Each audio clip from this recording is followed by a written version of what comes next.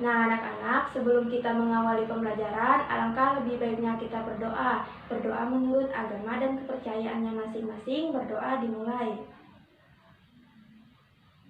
Berdoa selesai.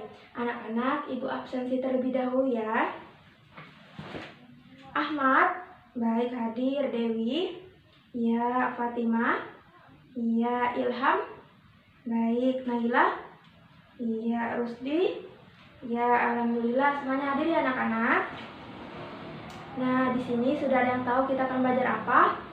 Belum ya?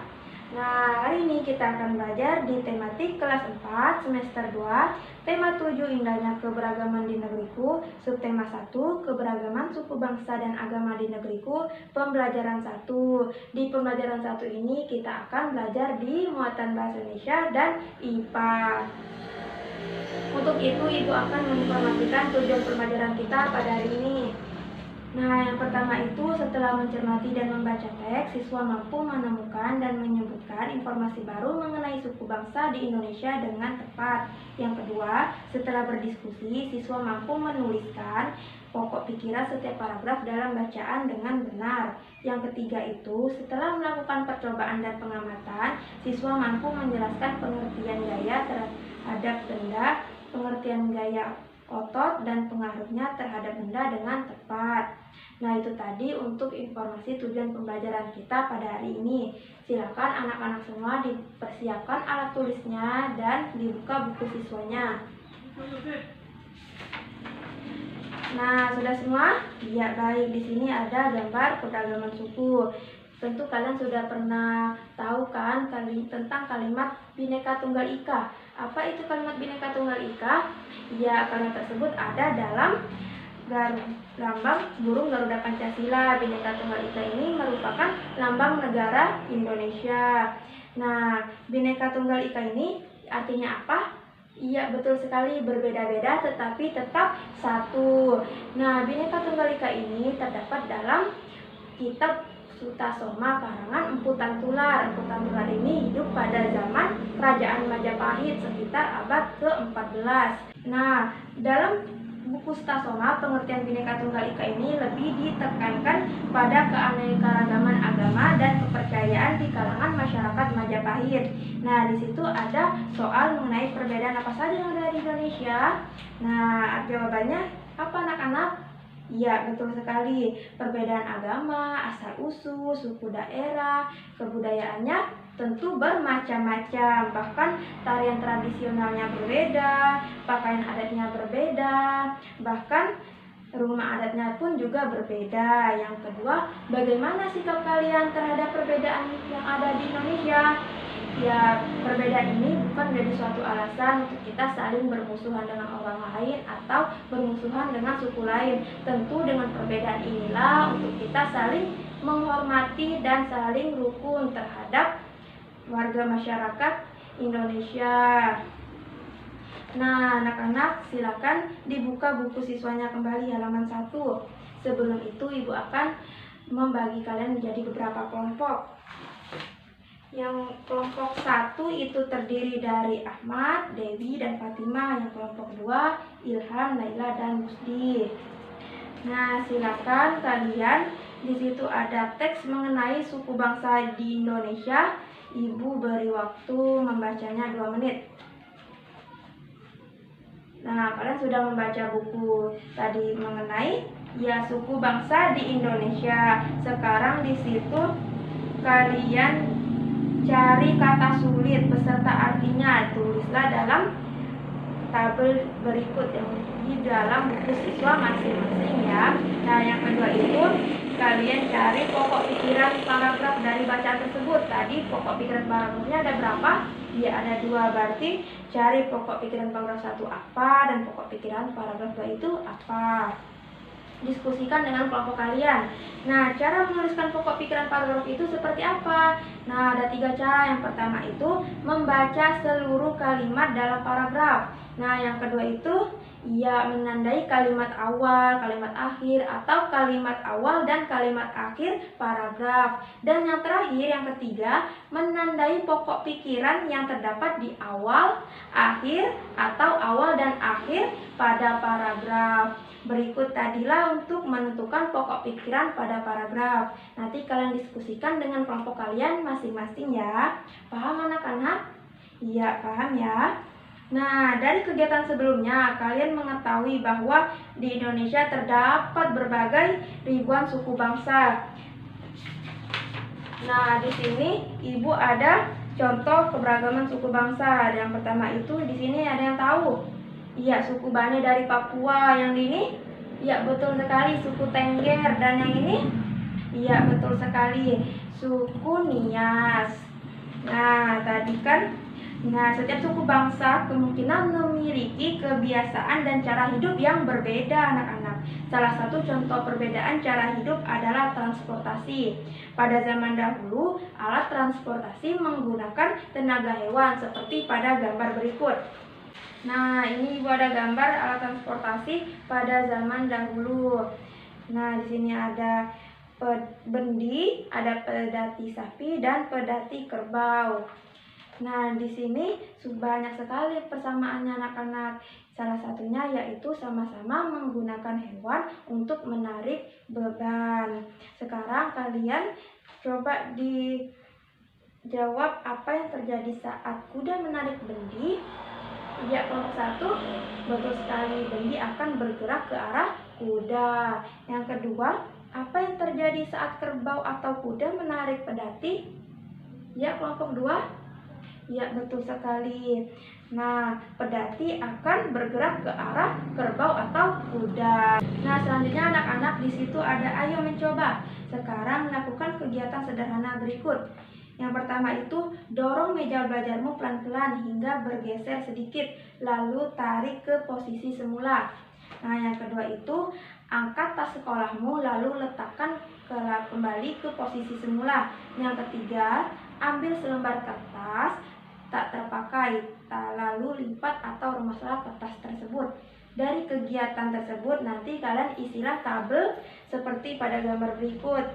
Nah, yang pertama itu contohnya misalnya aktivitas yang dilakukan. Tadi kan yang pertama mendorong meja, terus hasilnya meja akan bergeser. Yang kedua menarik meja, maka hasilnya meja juga akan bergeser.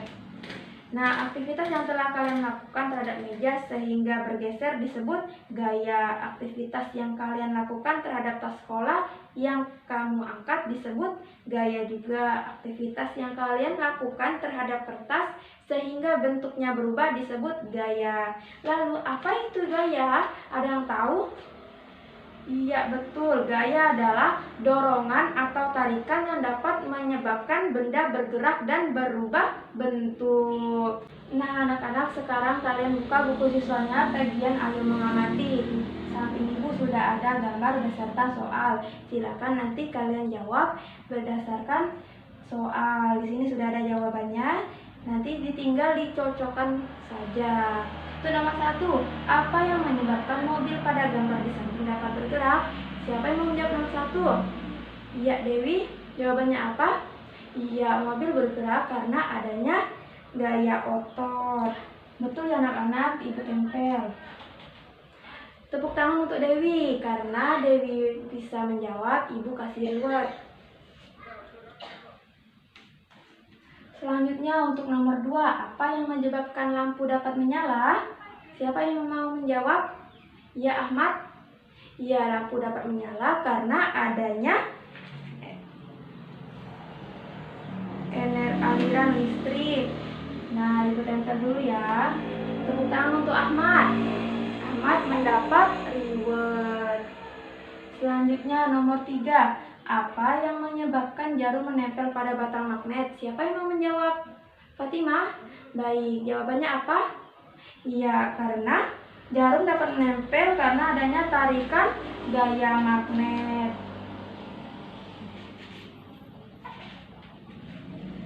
Ibu beri reward untuk Fatimah. Nah, nomor 4. Apa yang menyebabkan buah jatuh dari pohon? Siapa yang mau menjawab? Ya Ilham? Ya, betul sekali. Gua jatuh dari pohon karena adanya tarikan dari bumi. Nah, karena Ilham berhasil menjawab, mendapatkan reward. Selanjutnya untuk nomor 5, apa yang menyebabkan kursi mudah dipindahkan? Nah, kursi mudah dipindahkan karena menggunakan roda.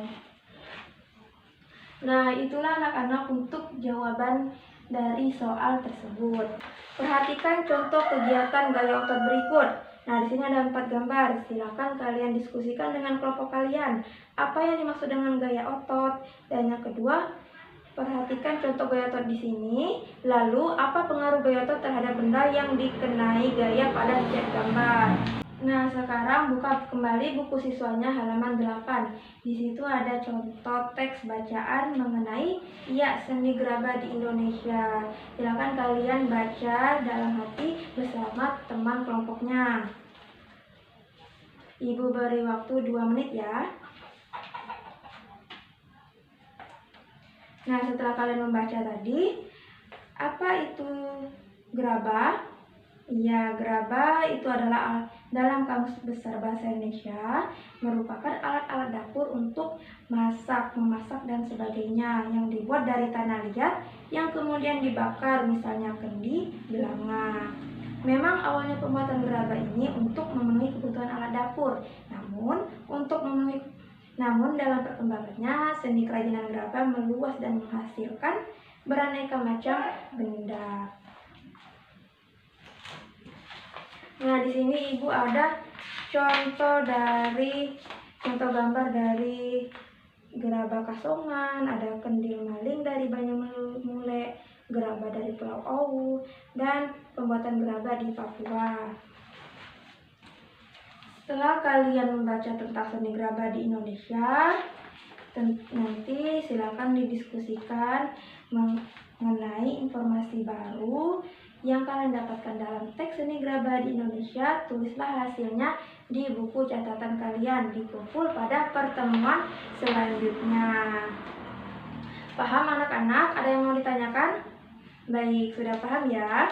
Itu tadilah untuk pembelajaran kita pada hari ini. Sebelum kita mengakhiri, kita simpulkan pembelajaran kita. Tadi kita sudah belajar apa saja? Iya, teks non-fiksi mengenai suku bangsa yang ada di Indonesia. Tadi kita sudah menemukan kata sulit dan cari artinya. Terus tadi kita sudah mengamati gambar gaya otot dan pengaruhnya terhadap benda. Dan sudah kita ketahui apa itu gaya. Gaya tadi apa anak-anak? Iya, suatu tarikan atau dorongan yang menyebabkan benda tersebut bergerak dan berubah bentuk atau berbeda tempat, seperti itu anak-anak. Nah, lalu kita tadi sudah mengetahui seni gerabah di Indonesia. Tadi ada gerabah Kasongan, ada kendi maling dari Banyumule, ada gerabah Pulau Owu, dan contoh gambar yang pembuatan gerabah di Papua. Begitu ya anak-anak untuk hari ini. Ibu cukupkan pembelajaran kita pada hari ini. Terima kasih untuk anak-anak yang sudah aktif dalam pembelajaran hari ini. Tetap semangat dan jangan lupa dikerjakan tugasnya. Jaga kebersihan, jaga kesehatan. Tetap patuhi protokol kesehatan yang ada. Nanti di pertemuan selanjutnya kita akan belajar di pembelajaran 2 tema 7 ya. Anak-anak silakan dipelajari dulu di rumah. Nah, karena tadi kita awali dengan berdoa, maka di akhir pembelajaran juga kita tutup dengan berdoa. Berdoa menurut agama dan kepercayaannya masing-masing. Berdoa dimulai. Berdoa selesai. Nah, baik anak-anak, seperti itu untuk hari ini. Kurang dan lebihnya Ibu mohon maaf, semoga bermanfaat. Ibu akhiri, wassalamualaikum warahmatullahi wabarakatuh. Terima kasih.